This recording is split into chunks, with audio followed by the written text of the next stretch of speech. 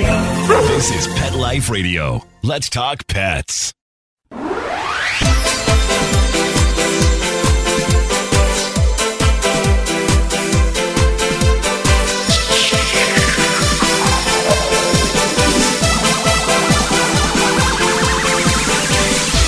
Hello, you're listening to Animal Party on Pet Life Radio with me, your host, Deb Wolf. And today I have something new for you.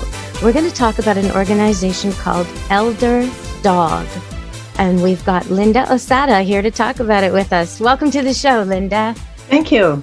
Well, okay, so I heard about you and got a brochure and was just so excited about this because for years I've been talking on radio about how in England, the government actually pays for the expenses of pets owned by senior citizens because they figured out that a prescription dog, that's what they call it, is cheaper than the healthcare they would spend on that same person if they didn't have a pet.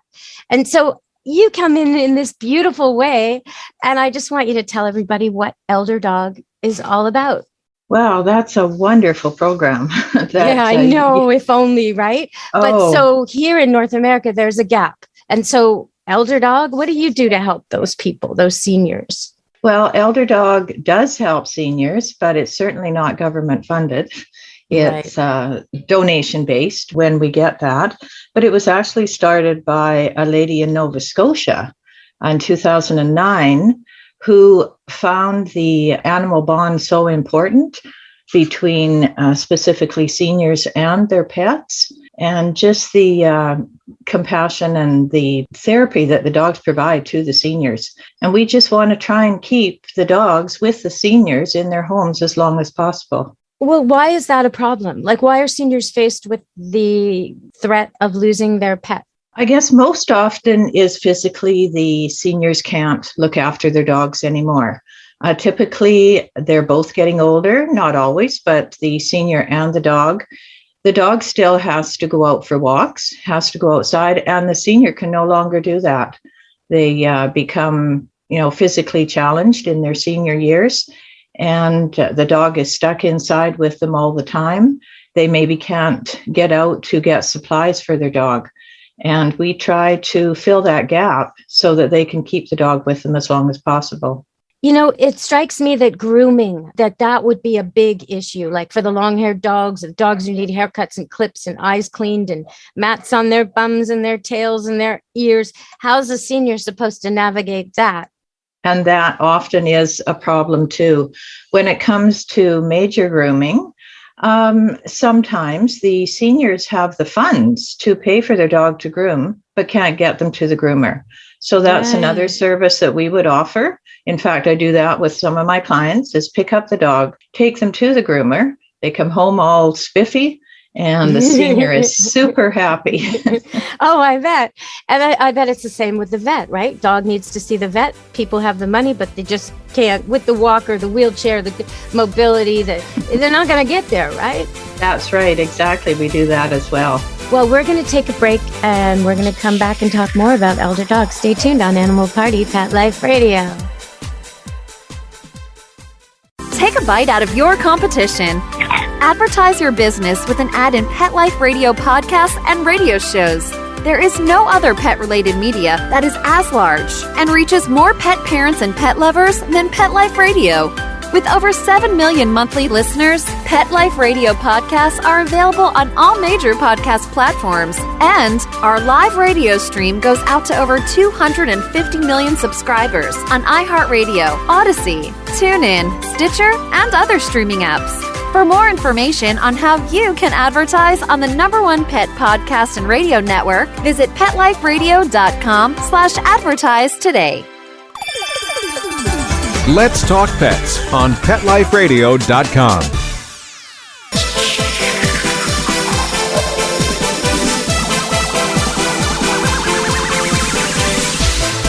Hello, we're back on Animal Party Pet Life Radio. And before we get talking more about Elder Dog, I just wanted to share a quote with you. David Suzuki, who's a Canadian icon, I guess, host of Nature of Things and a scientist who's well respected here in Canada. This is his quote that I just love. "Do not forget we are all animals. That's not an insult. It's a fact. And that's David Suzuki, 85. He said that. So, okay, let's continue. So the elder people, they're faced with mobility issues, health problems, loneliness, isolation during the pandemic, which may happen again. And all they've got is their dog. And now they can't take care of it. And so that's where you come in, right, Linda? That's right. We do what we can to keep the dog with them as long as possible. Another service that we do offer is fostering or rehoming, which is a very important part of our program. Sometimes the senior needs to go into the hospital for surgery or is just in ill health temporarily. We have people that sign up to be fosters so that the dog can go and stay with them temporarily and come back when the senior's ready. Or if it comes to the case where the senior may have to go in a care home or plain cannot look after the dog anymore, we actually do rehoming as well. Is it possible for the senior to get to see their pet after that happens? Absolutely. Oh, because that would be heartbreaking. Yeah, it is a very sad time, but we do the best that we can to place a dog somewhere close. Now, it doesn't always happen because our organization is national, and we have had dogs travel across Canada, where we have a posting here of a dog that needs a home. Someone in Quebec wants to take that dog. This is all vetted, of course, but we have made that happen. And that dog has met a few people along the way and traveled across Canada and found a forever home. There would still be communication, for sure. The dog is not taken away. There could be pictures, videos, phone calls, so that the senior can stay in touch. I want to just comment, this is an aside, very much aside, doesn't really relate to elder dog, but since you mentioned it, so you're talking about probably an older dog who has to travel across the country, land itself in a new family, and the new family is probably not speaking English, so the dog probably doesn't know one word of French. And I'm just thinking about, this is a standard poodle that I placed recently, and she's 5, and she does not know one word of Austrian because she grew up in Canada, and now she's living with a man and his elderly mother who only speaks to the dog in Austrian. And it took the dog 1 day to learn words like cookie, treat, right? Dogs are amazingly good at this. They adjust and adapt better than any of us would. You could plunk them down anywhere in the world and they'd figure it out. They'd learn the new language in a couple of days. I don't mean a pug or a bulldog because they're already struggling with their first language. But when you're talking about brilliant dogs, even average dogs, it won't take them long at all. Language doesn't matter. They just figure it out. So, okay. So can you tell us maybe one story about somebody you've helped in the last little while? Well, I guess firsts always seem to stick in your mind. And my first job with Elder Dog actually was walking. I'm now dog care support coordinator, so that's a little bit of a different job than straight dog walking. But this little dog needed a walk. He lived with seniors in their condo. The seniors were in their 90s, and they were just absolutely wonderful people. But they couldn't take this little gray and white poodle out for walks anymore. So I went, especially like on an icy day or a rainy day or when they have a cold. I mean, maybe once in a while they can, but not as much as the poodle wants, right? No. And they were so appreciative. The little dog was so appreciative. And that one always sticks in my mind. Well, that's a good one. You know what? Let's just go to a break and we'll come back. And after that, I'm going to ask you how people can get in touch and what they can do if they're not in Canada or if they're in a city where it's not offered, how they can start this up. So we're going to go to break at Animal Party Pet Life Radio. Stay tuned. We'll be back talking about elder dogs. Molly, here's your dinner. Zeus, that's not your food. Don't let that happen to your precious cat. Elevate your cat's eating experience with the Cat Tree Tray. The Cat Tree Tray keeps your cat's food off the floor and conveniently located on the cat tree. It's the perfect way to eat. It's a beautiful wrought iron tray that easily attaches to your cat tree and keeps dogs and other critters out of your cat's dish. A must for multi-pet households. There's a 6-inch tray for large bowls and a 4-inch tray for smaller bowls. Purchase your Cat Tree Tray today. Go right now to cattreetray.com. That's cattreetray.com. TRAY.com. Let's talk pets Let's talk pets on Pet Life Radio. Pet Life Radio. PetLifeRadio.com.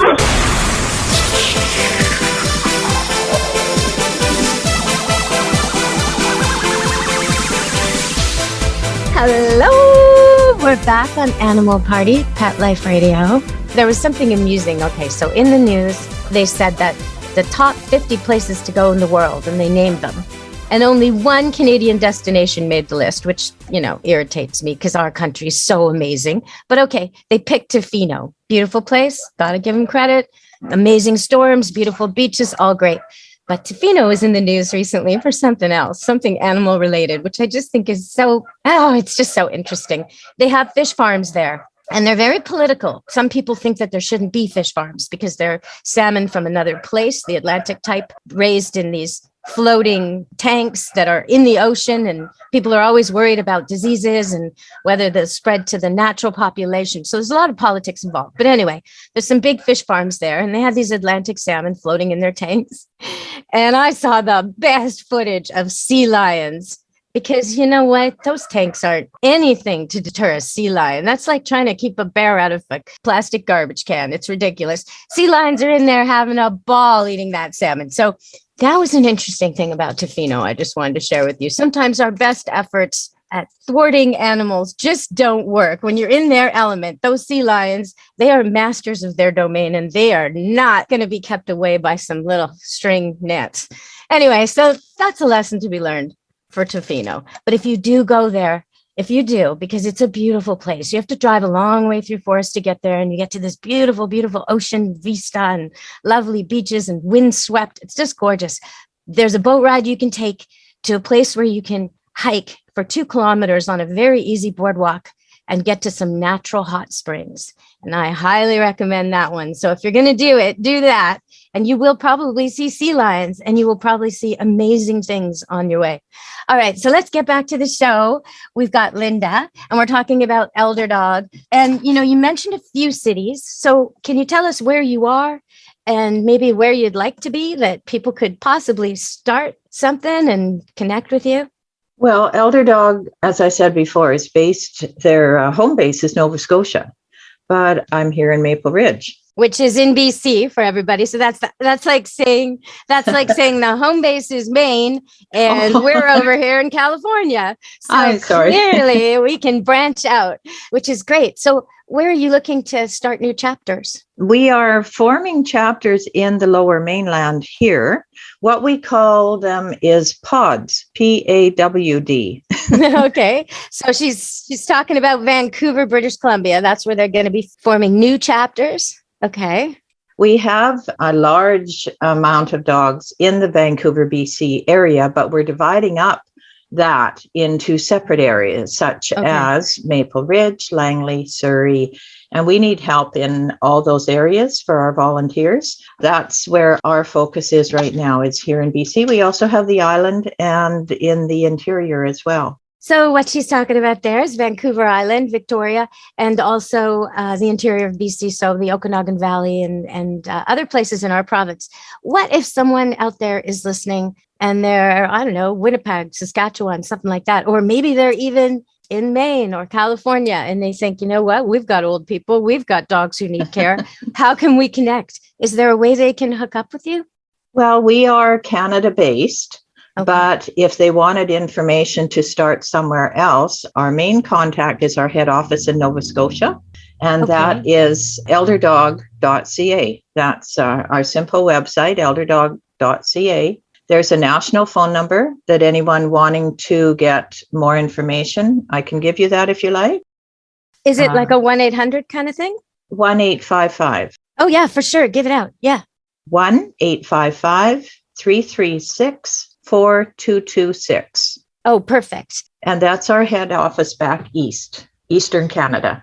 Okay. And if someone local is thinking, you know what, I live in Surrey, I love dogs, I want to help old people, what exactly, how would they hook up? And then what are you looking for? Are you looking for walkers? Are you looking for drivers? Both of those are very important. A big part of our program is our dog walking, but we transport dogs to vets or to pick up food, that type of thing. When people do want to be involved, they go through our head office, the website and the main number that I gave you, for a volunteer application. And that would be filled out. It is a criminal record check. So all our volunteers are vetted because we are working with seniors. Yeah, that's true. Yes. Okay. The vulnerable for sure. And also because of the dogs, they want to know that their dog isn't going to someone who's got a past of abusing animals or a record for that, obviously.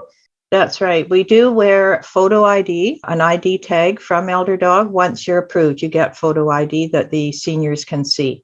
It really occurs to me that without you, someone could end up having something so simple as a hip operation or, something that they're going to recover from.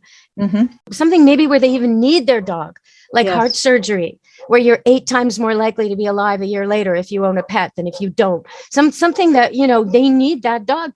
And they're going to lose it just because they need to be in the hospital for a month or 2. It's awful. And I'm so glad you're there to stop that. That's exactly part of what we do. I've had a couple of clients lately that have done exactly that, have gone through something physical. They couldn't walk the dog. So we had the dog walkers go in, take their dogs out, bring them back. The people enjoy their pets, but also know that the dog's getting exercise.